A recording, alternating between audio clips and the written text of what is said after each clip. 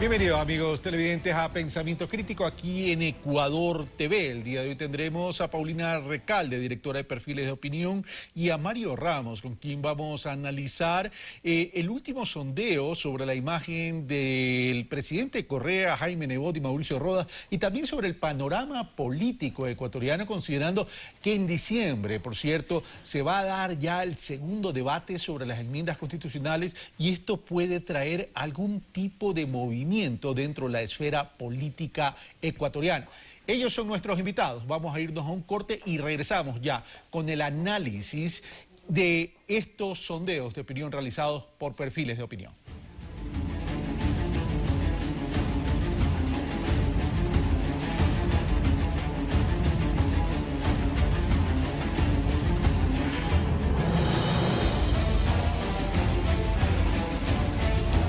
Bueno, ya estamos de nuevo con ustedes, amigos televidentes. Le damos la bienvenida a Paulina Recalde y Mario Ramos. Gracias por haber aceptado esta invitación. Con la licencia de Mario, comienzo con Paulina para que nos haga un breve resumen sobre los resultados del último sondeo realizado por Perfiles de Opinión. Y que también, por cierto, Latino Barómetros también ha realizado algunos estudios al respecto. Paulina Recalde, sus sondeos, sus resultados. Que no le fue muy bien ayer, por cierto. Por eso tenía miedo de venir. Carlos, buenos días, Mario. Bueno, la última medición la realizamos el 4 de octubre, Quito, Guayaquil, población 620 entrevistas, esto nos da más o menos 4 de margen de error. Y me parece relevante mencionar algunas cosas, por ejemplo, en términos de estado de ánimo de la población, anotar que la percepción sobre la situación económica, cuando nosotros consultamos si considera que va a estar mejor, igual o peor en los próximos meses, en este momento es el 16% el que se mantiene optimista y hace un año este porcentaje era del 25%. Es decir, en términos de estado de ánimo, esto creo que es lo más relevante, este movimiento, este desplazamiento que ha habido en el optimismo de la población, fundamentalmente en la situación económica. Luego, la calificación a la gestión del presidente Correa se ubica en este mes en el 63%.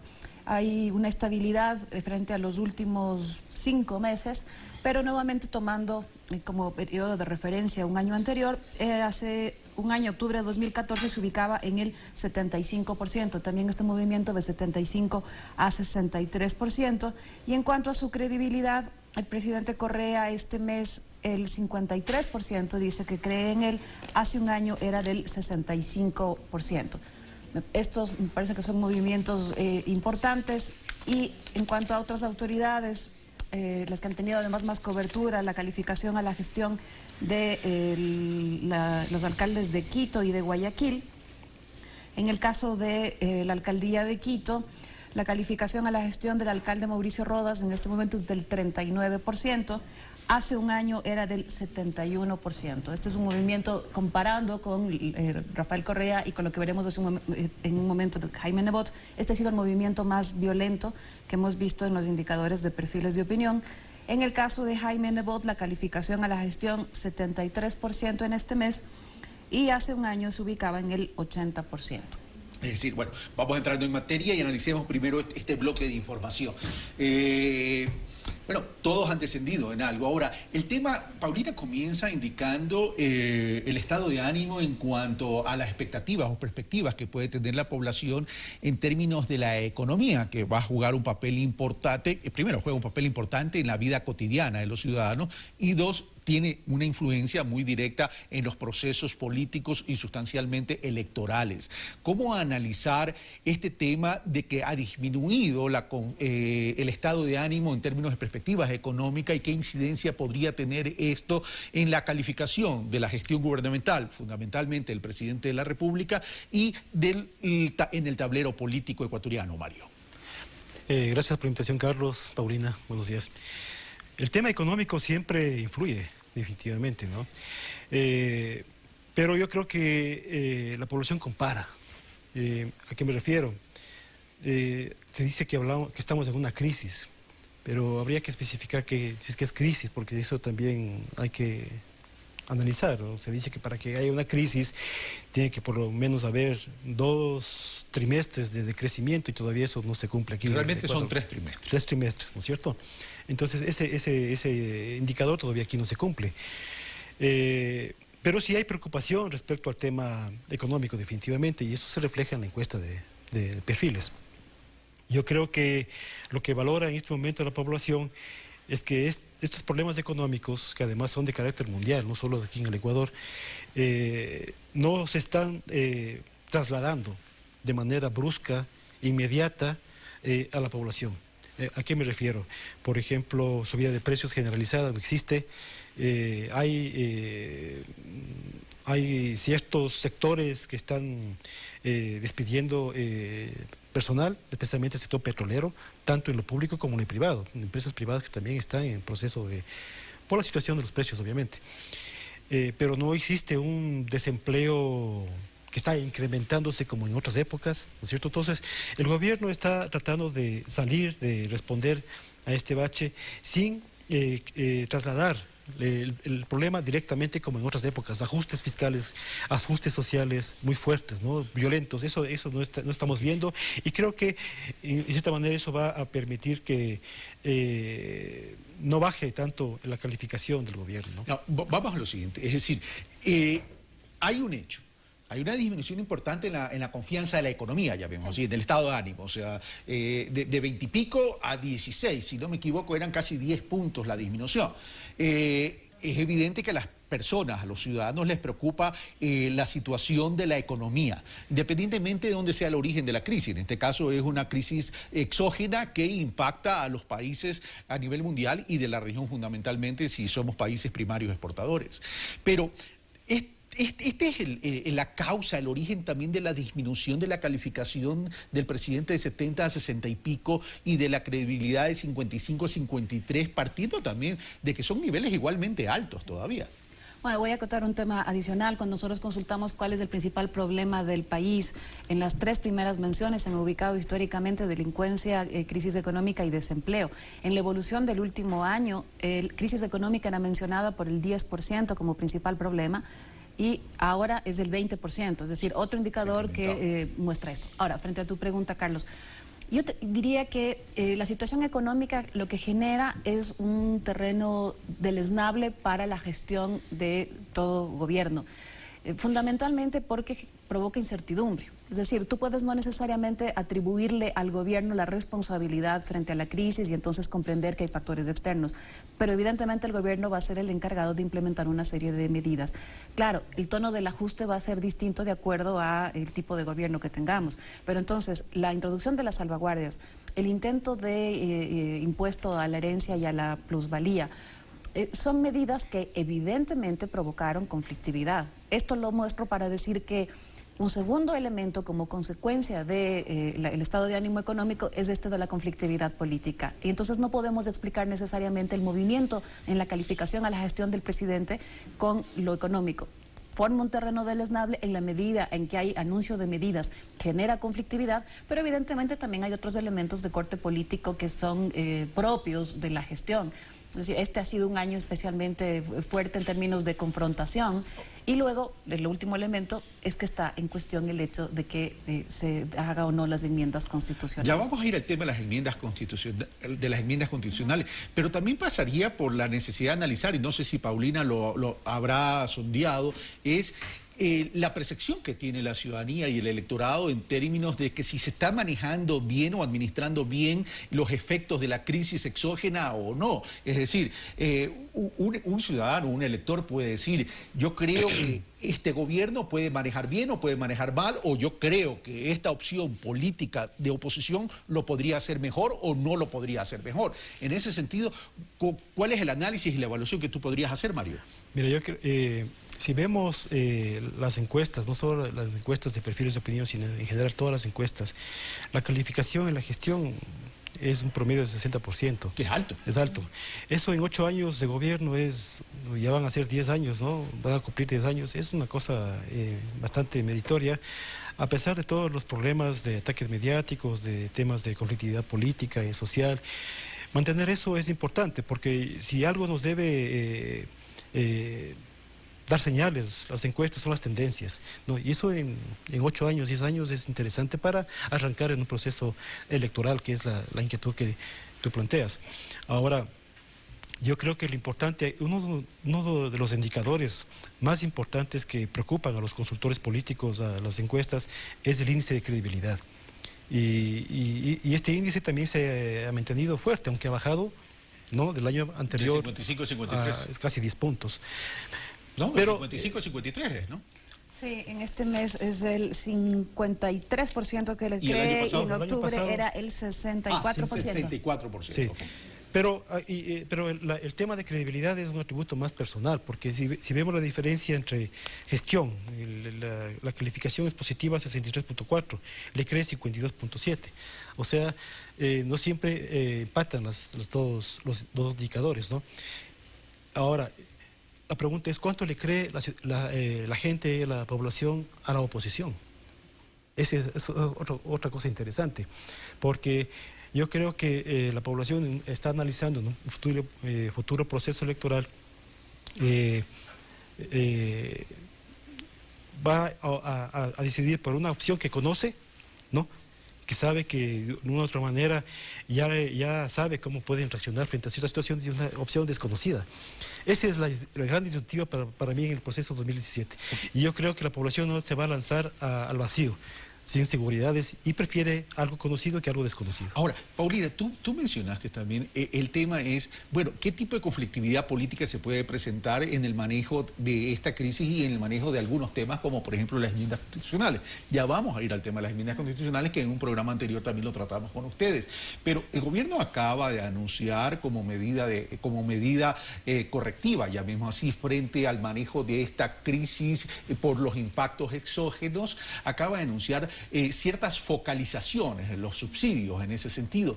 ¿Esto podría influir también en los indicadores que tú nos has dado?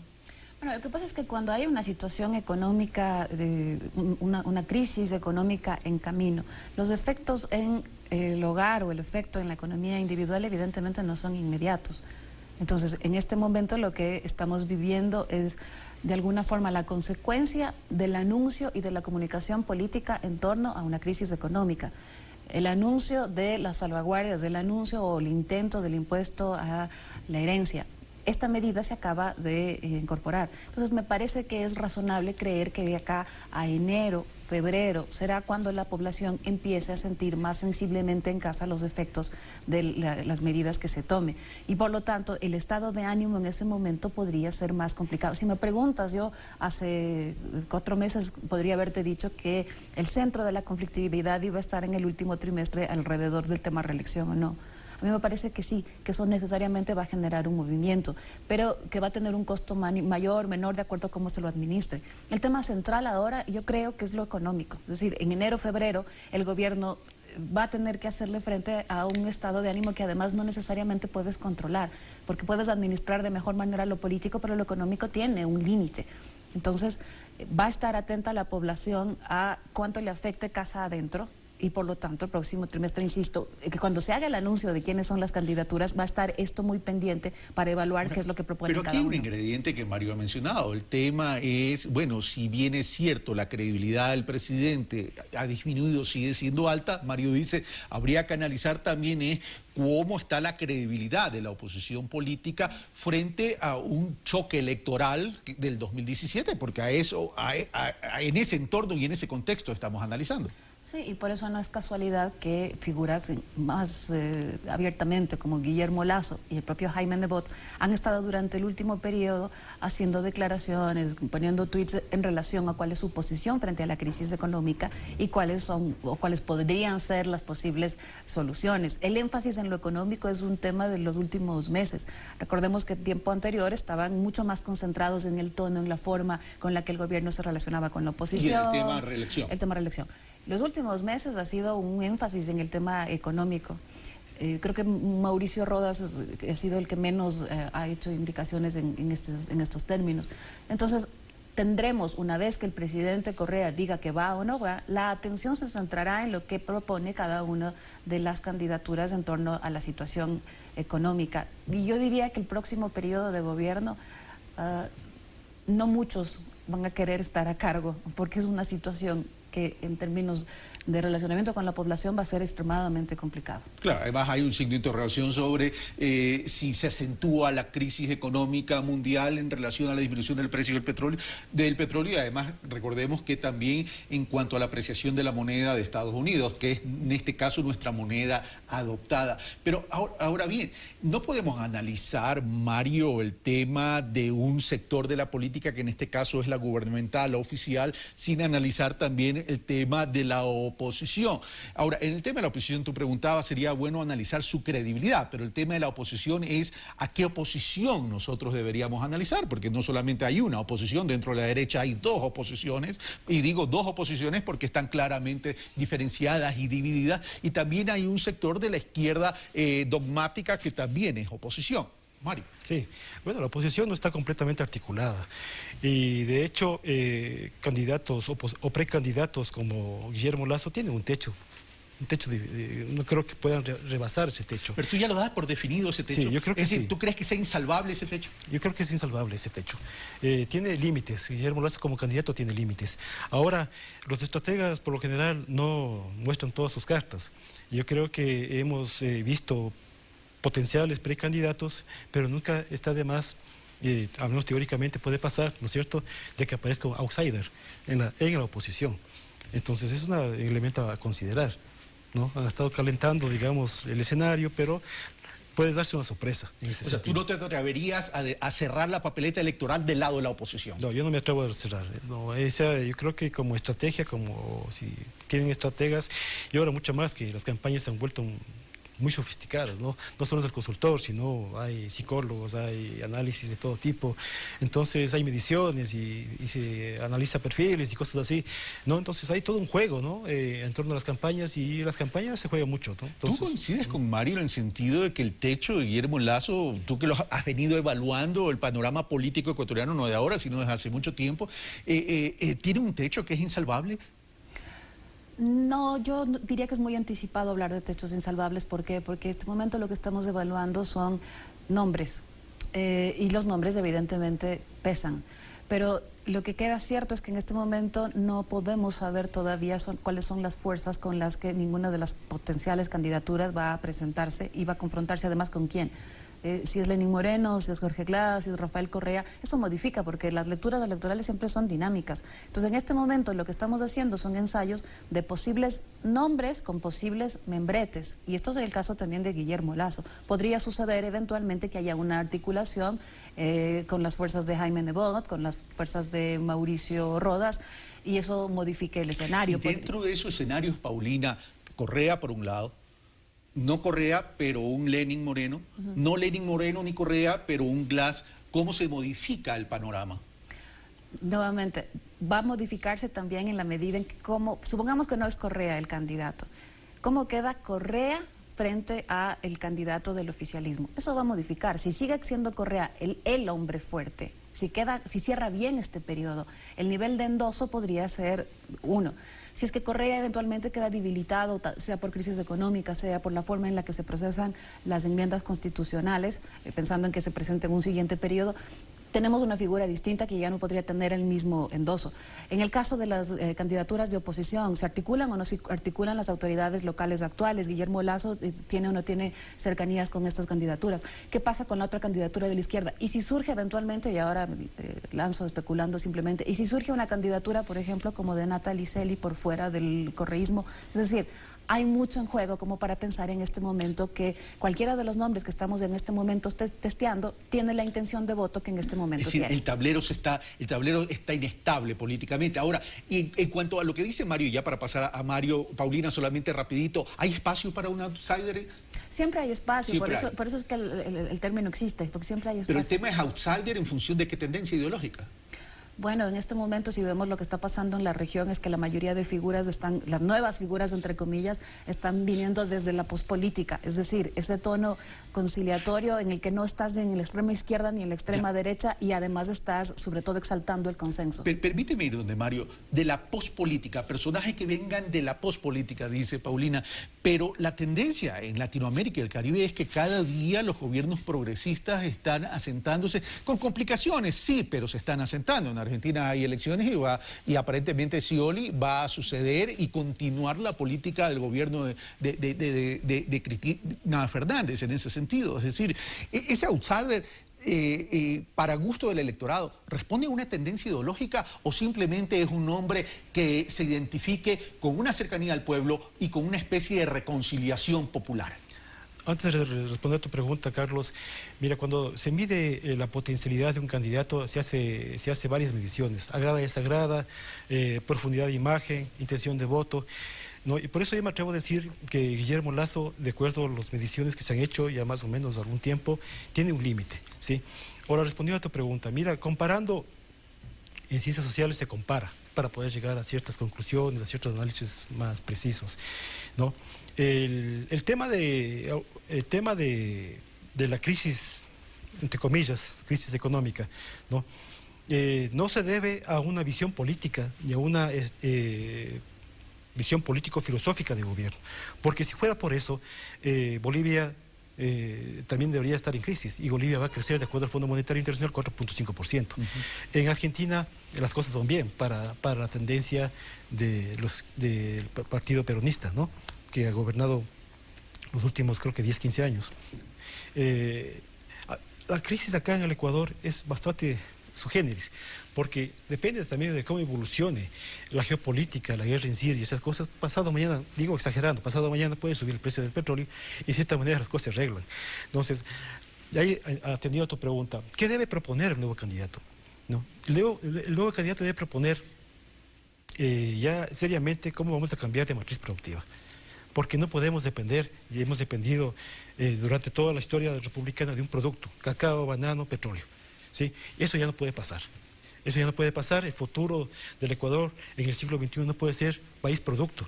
Tenemos que diversificar la producción, tenemos que ser mucho más radicales en ese aspecto, y las propuestas nuevas en ese sentido tienen que enamorar a la población, ¿sí? Yo creo que ahí es cuando la población se va a preguntar quién es capaz de llevar a cabo eso, quién tiene más credibilidad de llevar esas propuestas, esas nuevas propuestas, esas nuevas ideas fuerza que propongan, ¿no? Entonces ahí va a medir, ¿no? Ahí va a medir, y yo creo que en ese sentido tiene más ventajas al ese país. Ahora, vamos al tema. Tú dijiste que las enmiendas constitucionales podrían estarse, si bien en un momento dado se pudo percibir como algo conflictivo en términos de reacción de algunos sectores de la política, podrían estas ser absorbidas por la crisis económica. En diciembre ya es el debate. Seguramente va a haber algún tipo de ruido político de parte de la oposición. Recordemos que son 16 puntos que se plantean en la enmienda constitucional, pero la oposición estratégicamente está apuntando a uno, que es la posibilidad de postular alguna dignidad de elección popular. Esto, más allá del ruido político, ¿podría hacer modificar estos resultados? Sí, bueno, antes de eso, simplemente hago como paréntesis que Scioli, aun siendo hijo del oficialismo, no es ni de lejos del político radical que fueron los Kirchner, y también me parece que podría ser un rostro de la pospolítica. No en vano en Argentina se habla de los políticos de la política de la buena gente, con Scioli, Mas y Macri. Me dicen, Paulina. Con lo otro, sí. Va a estar en cuestión la forma en la que se administra y la forma en la que se comunique esto. Yo digo, es inevitable que con el procesamiento de las enmiendas constitucionales va a haber conflictividad, va a haber movilizaciones y va a haber resistencia. Pero esto no va a ser lo estructural para modificar el escenario electoral. Lo económico sí. Ok, gracias Paulina, gracias Mario. Nosotros hemos terminado por el día de hoy. Elementos para ustedes, amigos televidentes, para seguir analizando, investigando y monitoreando estos movimientos en el tablero político electoral. Esto fue Pensamiento Crítico. Soy Carlos Rabascal. Un gusto volver a estar con ustedes. Yo los espero el día de mañana.